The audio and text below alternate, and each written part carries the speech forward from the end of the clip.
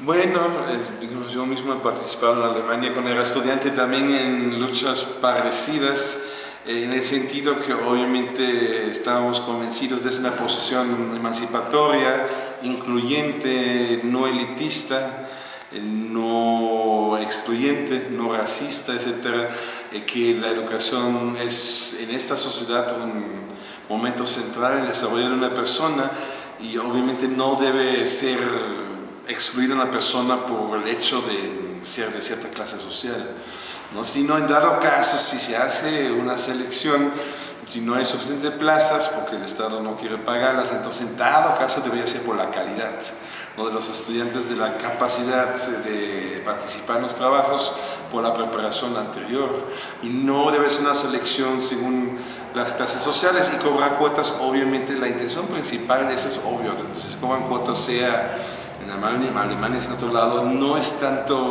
aumentar el presupuesto de la universidad. Lo que se puede recaudar con cuotas es mínimo, a menos que sean cuotas tipo universidades privadas, ¿no? Y lo que se hace en las públicas, la función principal es una selección social, eso es obvio. Entonces, y esto es obviamente en contra de cualquier ideal moderno, ni siquiera estamos hablando de ideales típicamente de izquierda. Incluso los ideales típicos burgueses dicen que debe haber algo incluyente en la educación.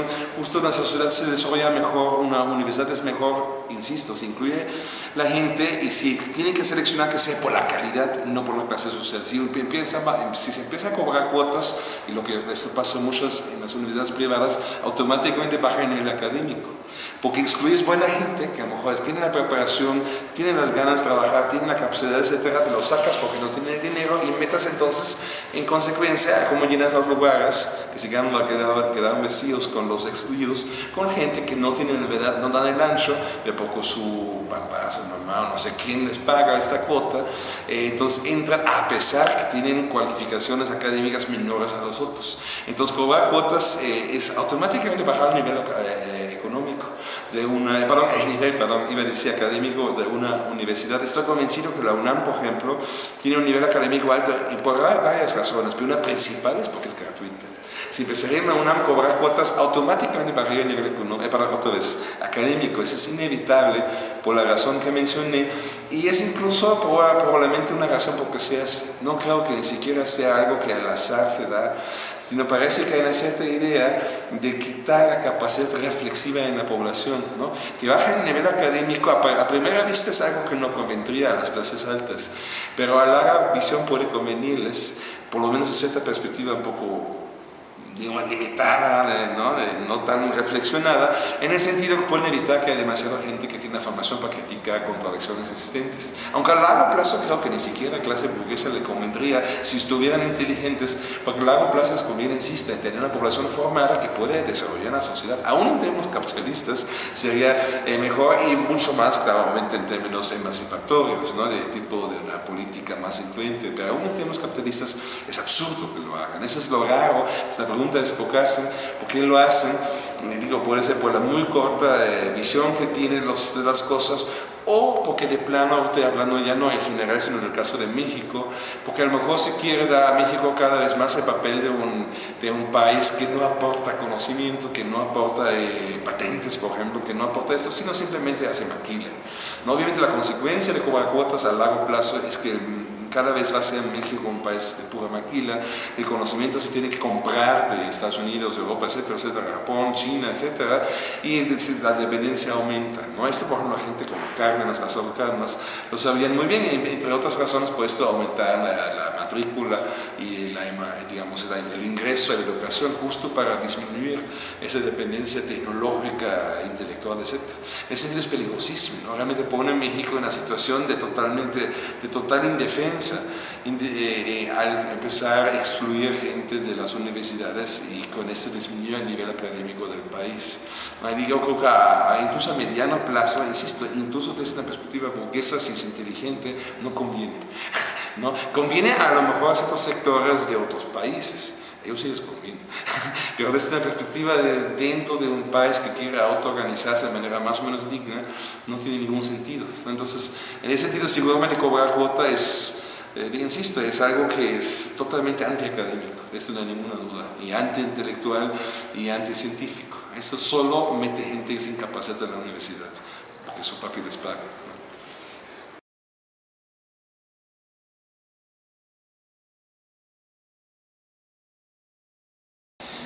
Sí, claro, ¿no? Viene un poco junto con lo que mencioné, por supuesto, es importantísimo en cualquier país del mundo, ¿no? Como dices, disminuir los niveles de ignorancia, que incluso no solamente en México, a nivel mundial está aumentando. Nos estamos en una fase de creciente estupidez a nivel mundial, ¿no? Que se expresa en muchísimas cosas. Entonces, por ejemplo, se expresa que cada vez menos la gente domina bien el propio idioma. Se sabe de Estados Unidos que la gente usa cada vez más un vocabulario muy limitado, ¿no? El inglés, que tiene un vocabulario como 80.000 palabras, se usan 1.000, 2.000 palabras, ¿no? Entonces hay en Estados Unidos una población mediana, entonces hay una creciente estupidez y obviamente la educación, una función que tiene es disminuir eso, ¿no? Disminuir el nivel de ignorancia, no solamente formar gente para una profesión específica, sino en general permitir un acceso a la cultura universal, bueno, la cultura nacional también, la universal. Y esto es hoy en día hasta más importante que hace 100 o 200 años, porque las formas más tradicionales de transmisión de conocimientos se están destruyendo cada vez más. Pues la importancia de la educación pública es hoy mayor que en la época de Juárez, por ejemplo, ¿no? O en la época de Cárdenas incluso, porque había todavía otras maneras de aprender los abuelos, en la comunidad colectiva de un pueblo, todo eso se está destruyendo tendencialmente. Entonces la educación pública tiene que llenar ese hueco. Digo, ojalá que no pase bien el otro, no sería también, pero está pasando, es una parte íntegra de la reproducción capitalista y su forma anónima de organización social. Entonces, en ese sentido, si se limita la educación pública hoy, es peor que haberlo hecho hace 100 años. ¿No? Porque llena un hueco que antes todavía no era tan grande. En ese sentido es realmente una cosa muy problemática, insisto, no solamente en México, es un problema mundial, ¿no? Entonces en ese sentido debería más bien ampliarse la matrícula y bajarse las cuotas, que al contrario, para mantener un cierto mínimo nivel, digamos, intelectual de la humanidad. Si no, la humanidad vamos a terminar siendo unos bárbaros, ¿no? Si este proceso de limitar el ingreso a la educación, esa tendencia sigue. Es un problema civilizatorio en ese sentido.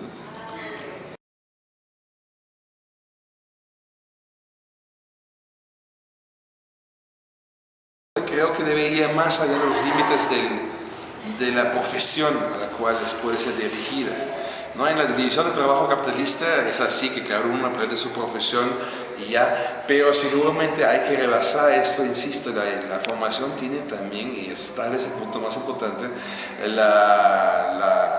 papel de mantener, y si se puede elevar el nivel civilizatorio, ¿no? De un pueblo, de un país e incluso de la humanidad misma.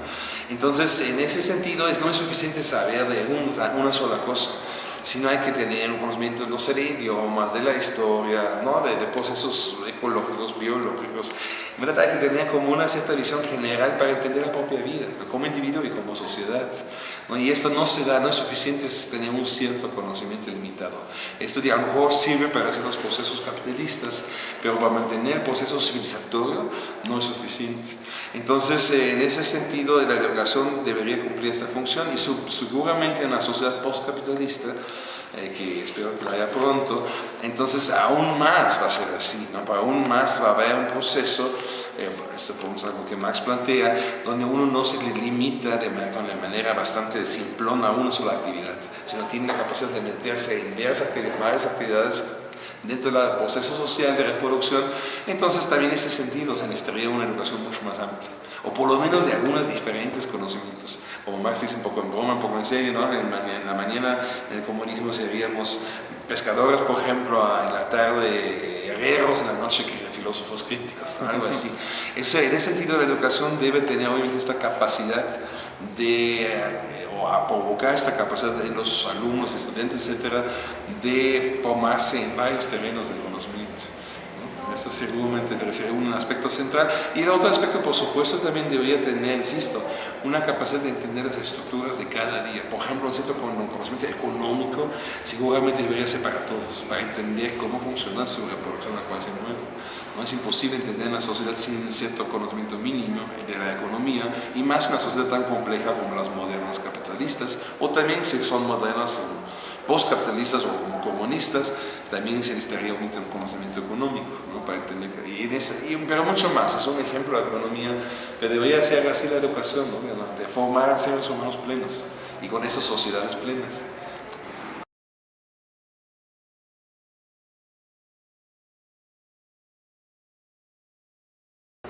La apatía, bueno, sí, claro, es que el problema es como aparentemente, a primera vista, se genera la apariencia que esta forma de convivencia que tenemos hoy en día, la capitalista y la burguesa, son insuperables a primera vista.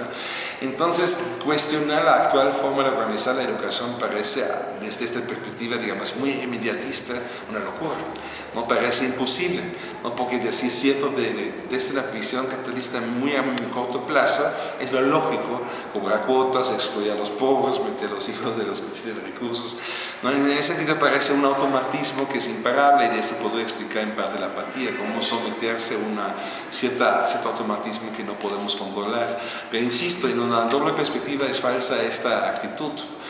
Por un lado, obviamente, desde esta actitud emancipatoria, que incluye también la idea de una civilización humana que se recrea cada día de manera más productiva, de la manera más productiva posible, es falsa esta actitud, pero también incluso insiste aún una visión pro-capitalista que no comparto, presuponiendo que alguien la tiene, aún dentro de ella es absurdo, porque insiste, aún un país capitalista necesita una población formada, necesita que los mejores, los más aptos, los que más se dedican, los que más ganas tienen que hacer ciertas cosas, que realmente ellos sean los que se formen, ¿no? Entonces es lo absurdo. Por ejemplo, si ustedes ven en el 68 en Alemania, había una muy extraña alianza de la vida entre ciertos capitalistas abiertos, de mente abierta, y los estudiantes que querían abrir la universidad, porque algunos de los capitalistas inteligentes entendían que les conviene, ¿no? Esto incluso en parte explica por qué en un movimiento exitoso, no lo digo para festejar esta alianza, pero así se dio.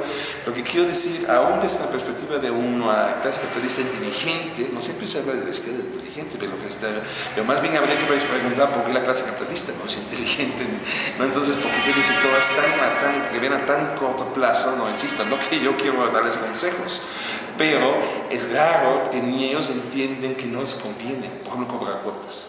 Esto no conviene ni siquiera a la lógica capitalista. Solo, digamos, si quieren hacer de México un país totalmente independiente. Si quieren eso, sí conviene.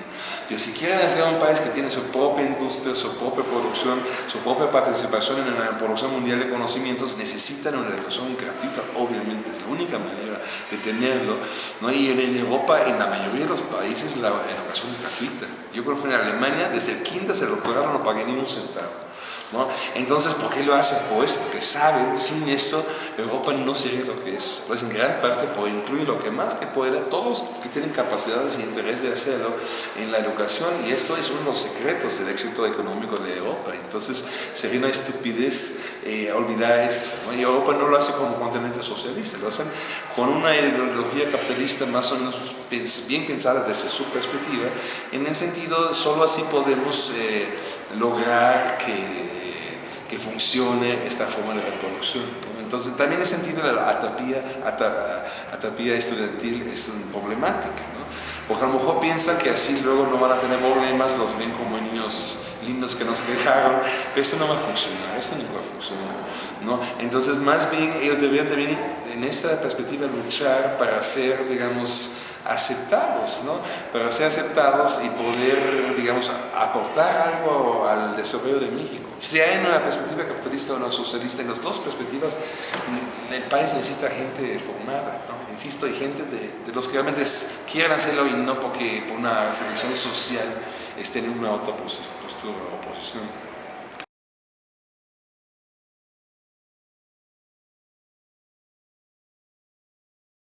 Yo creo que es muy importante, ¿no? Que existen personas que retoman la subjetividad, ¿no? De Marx hay una expresión muy buena. Él diría, el gran problema de la sociedad actual es que hay algo como un sujeto automático, ¿no? Que es el valor que se quiere valorizar a sí mismo, y la subjetividad ya no está en nuestras manos. Digo, así por lo menos parece a primera vista, muchos humanos hoy están dispuestos a renunciar a su subjetividad, renunciar a su capacidad digamos, de participar, ¿no? En el desarrollo de su propia sociedad. Y en ese sentido, si alguien participa en un movimiento, está participando en el intento de retomar esta subjetividad que está en peligro de perderse hoy en día. Insisto que eso es más que una cuestión política a corto plazo, realmente en peligro está la civilización humana misma.